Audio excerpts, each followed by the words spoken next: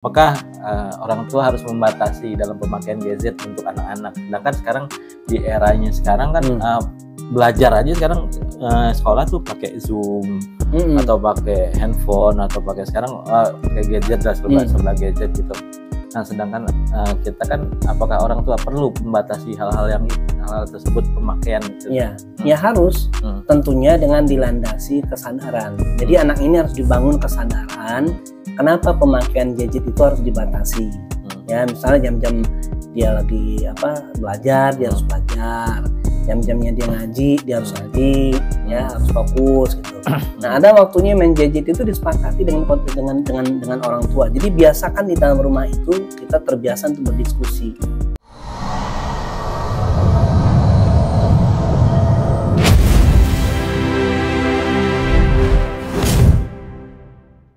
Assalamualaikum warahmatullahi wabarakatuh. Waalaikumsalam warahmatullahi wabarakatuh. Kita jumpa lagi dalam acara bincang-bincang santai bersama sahabat kita, kawan kita yang dari Tanah Abang, Ustadz Nandi yang punya IDN Project.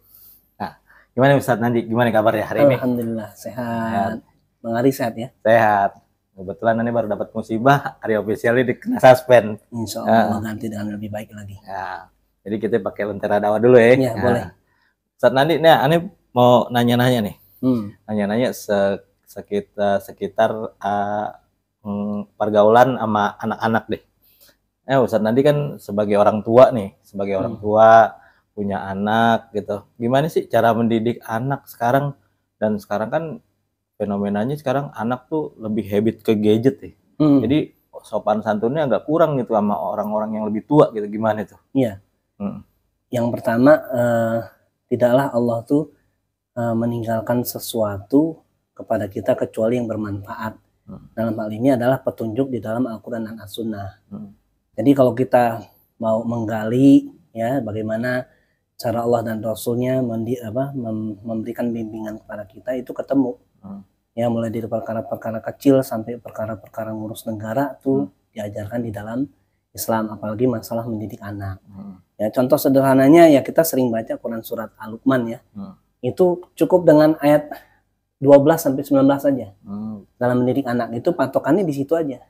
Ya, pertama ngajarkan anak tentang tauhid, berbakti pada orang tua, terus akhlak yang baik, itu semuanya udah terangkum dengan luar biasa di dalam Quran surat Al-Luqman ayat 12 sampai 19. Nah, yang kedua, madrasah yang paling terkecil itu, sekolah paling kecil itu adanya di rumah. Di rumah. Ya, jadi di rumah itu harus jadi contoh orang tua. Jadi keteladanan buat anak-anaknya. Jadi kalau keteladanan itu sudah ada di kedua orang tua, dalam hal ini nilai-nilai iman, nilai-nilai Islam, akhlak-akhlak Islam itu sudah hadir di dalam diri kedua orang tua, maka anak akan mudah untuk mencontoh kebaikan itu. Karena dia lihat langsung kepada diri orang tuanya. Karena kan orang tua itu, anak-anak tuh sering ketemunya sama orang tua di rumah. Rutin tiap hari. Iya, lebih banyak di rumah.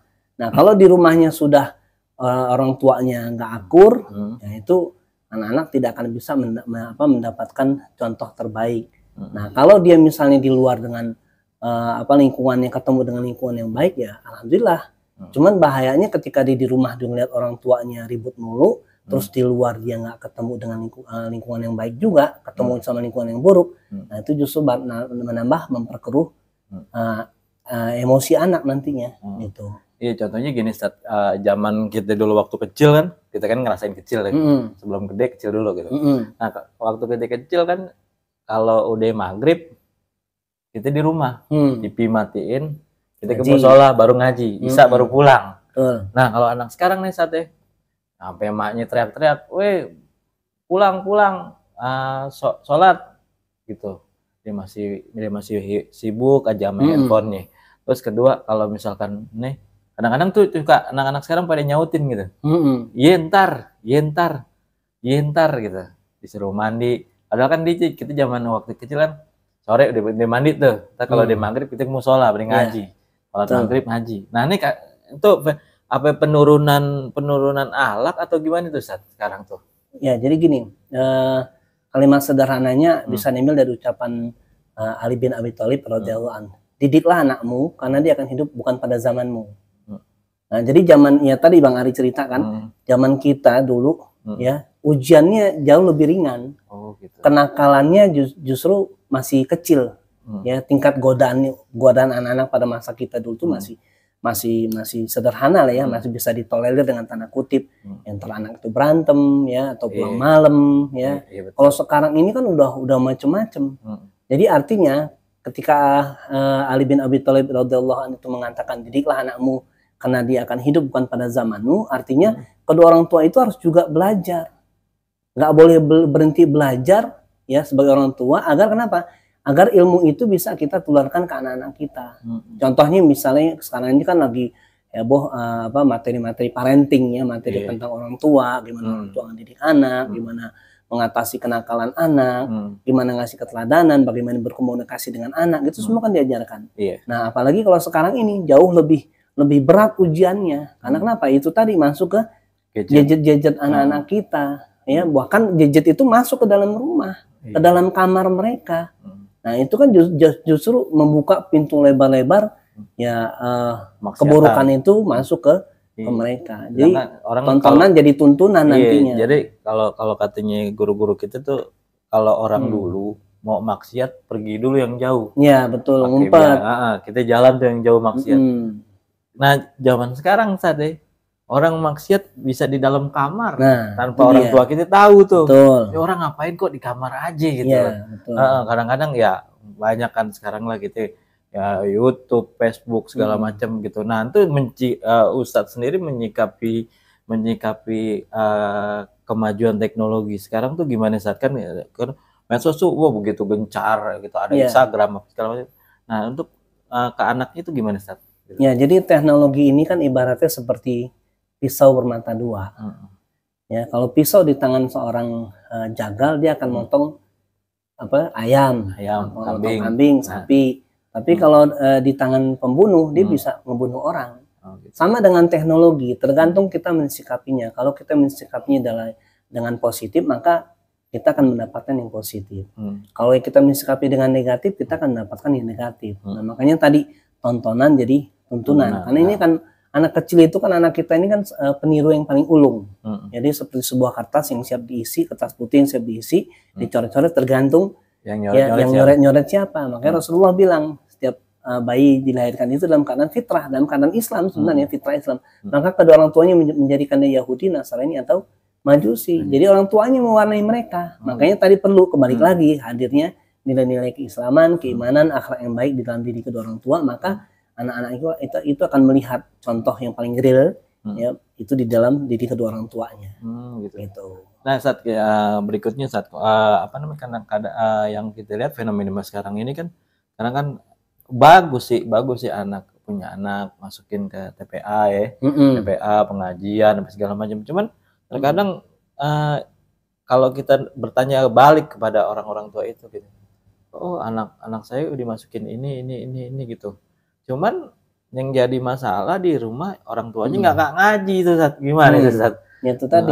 Kagak ngaji. Jadi ibaratnya anaknya disuruh ngaji, sedangkan dianya nggak ngaji, gitu. Ada suatu jawaban bilang gini, udah anak gue yang ngaji, ntar anak gue yang doain gue. Itu gimana itu sebenarnya itu saat? Iya, di Quran surat As-Saff itu kan Allah bilang, ya ayyuhalladzina amanu lima taquluna ma la taf'alun kabura maqtan indallahi an taqulu ma la taf'alun. Wahai orang beriman, janganlah kamu mengatakan apa yang tidak kamu perbuat. Sungguh besar kebencian Allah kamu mengatakan apa yang tidak kamu perbuat.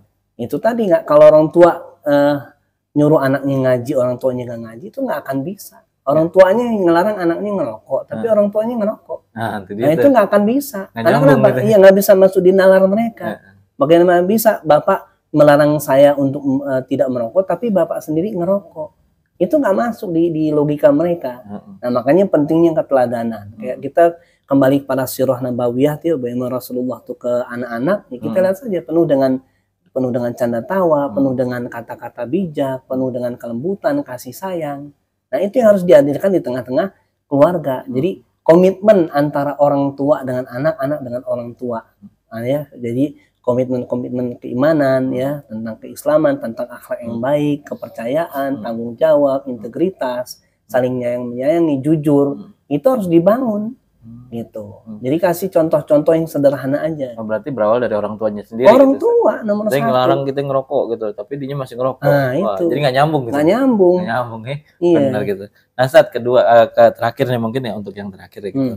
Pertanyaan terakhir, apakah orang tua harus membatasi dalam pemakaian gadget untuk anak-anak? Sedangkan sekarang di eranya sekarang kan belajar aja sekarang sekolah tuh pakai Zoom atau pakai handphone atau pakai sekarang pakai gadget lah, sebelah gadget gitu. Nah, sedangkan kita kan, apakah orang tua perlu membatasi hal-hal tersebut pemakaian itu? Ya, ya harus. Tentunya dengan dilandasi kesadaran. Jadi anak ini harus dibangun kesadaran. Kenapa pemakaian gadget itu harus dibatasi? Ya, misalnya jam-jam dia lagi belajar, dia harus belajar. Jam-jamnya dia ngaji, dia harus ngaji, ya harus fokus gitu. Nah, ada waktunya main gadget itu disepakati dengan orang tua. Jadi biasakan di dalam rumah itu kita terbiasa untuk berdiskusi, ngobrol ya. Gitu saya. Iya, ngobrol sama anak. Ya, jadi posisi orang tua itu bukan cuma sekedar orang tua, tapi bisa juga sebagai sahabat, sebagai teman yang sangat dekat, tempat curhat. Jadi anaknya itu curhatnya sama kita. Jadi kita tahu sudah sejauh mana tuh yang namanya anak itu pergaulannya seperti apa. Belajar di sekolahnya gimana gitu. Belajar di sekolah gitu. Dan kasih kepercayaan sama mereka, kasih arahan-arahan, kasih contoh-contoh permisalan begini loh. Kalau seandainya kita pakai gadget terus harian, apa yang terjadi dengan kita? Ya misalnya merusak sinyal itu mungkin berbahaya buat kita sering buat ke mata misalnya, contohnya gitu ya. Ya, tinggal dibatasi, tinggal dibikin ke komitmen, kesepakatan gitu, jadwal gitu. Jadi tapi harus dibangun dengan kesadaran.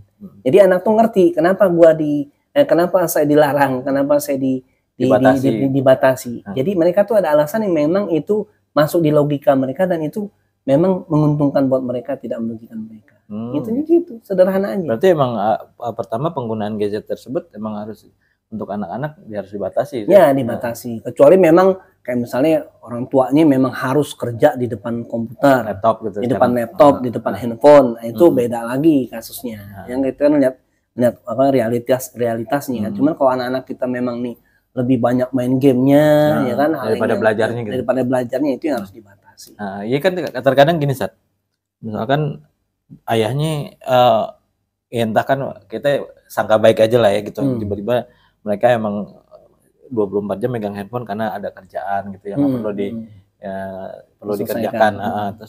Terus orang tua itu membatasi anak nih, jangan main handphone terus gitu kan biasa. Anak itu menjawab gitu loh, bapak aja main handphone terus. Nah itu tuh fenomena yang sekarang itu kayak gitu Ustaz gitu. Kayak gimana tuh? Jadi kita menetralisir keadaan itu seperti gimana sekarang? Jadi orang tua melarang, anak menjawab jadinya. Kayak kita kajian gini, jamaah bertanya, Ustaz menjawabnya itu balik. Orang tua melarang, ya si anak menjawab gitu. Gimana nah gitu, menjikapinya gimana caranya? Ya itu tadi dengan membangun komunikasi. Membangun komunikasi bahwa yang orang tua lakukan itu adalah berkaitan dengan masalah pekerjaannya dia. Gitu. Kayak misalnya Bang Ari ini kan YouTuber ya, fokusnya bikin konten, dan itu bikin konten itu kan nggak bisa sejam 2 jam, ya kan? Dan itu menggunakan handphone misalnya, itu laptop, agak lama, ya belum loadingnya, belum lagi uploadnya, macam-macam lah, belum ngeditnya. Nah itu kalau dipahamkan, insya Allah ngerti. Gitu.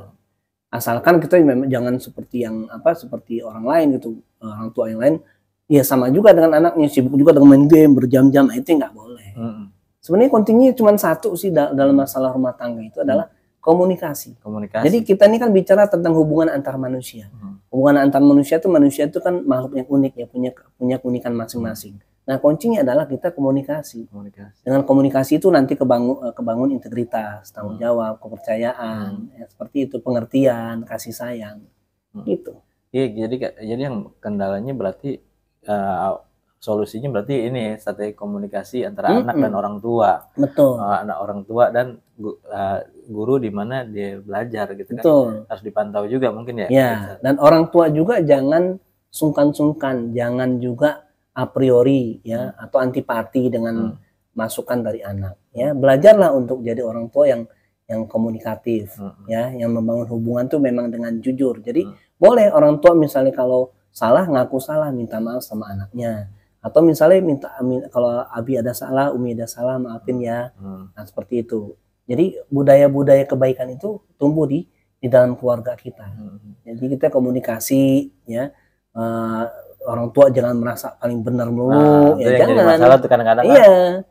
Kalau yang salah, ada yang kurang, ya inilah Abi, inilah Umi ya, dengan segala kekurangannya. Kalian boleh nasihatin Abi, boleh nasihatin Umi, ngasih masukan, tentunya dengan adab, ya dengan adab yang baik.